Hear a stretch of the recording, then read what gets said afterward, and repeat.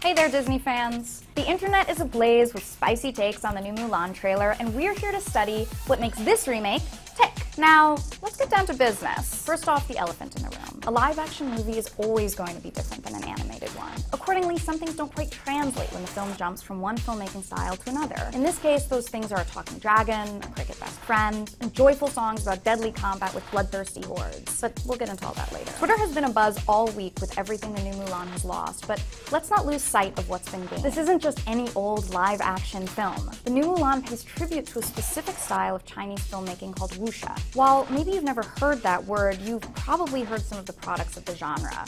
House of Flying Daggers, Crouching Tiger, Hidden Dragon, and Enter the Badlands, just to name a few. Wuxia literally translates to martial heroes. It's a genre of movies, and also literary works, but that's a topic for another video, that are based in ancient China and follow the adventures of martial artists through sweeping cinematic shots. And our brand new Mulan, Liu Yifei, has been working in this style of filmmaking for her entire career. So no, this remake won't simply refresh the 1998 film. Instead, it's setting out to forge its own unique identity as a wuxia war movie. And if that's the case, having a talking dragon in the middle of that epic adventure seems a little bit out of place. There also may be a little recent history at play here. In the past year, movie remakes have incorporated animated characters that fall into a strange and a little bit creepy uncanny valley. The characters look and they act almost real, but they're not quite there. Just look at the new Lion King, Will Smith's Genie in Aladdin, and Sonic. With all the public backlash against these creepy characters,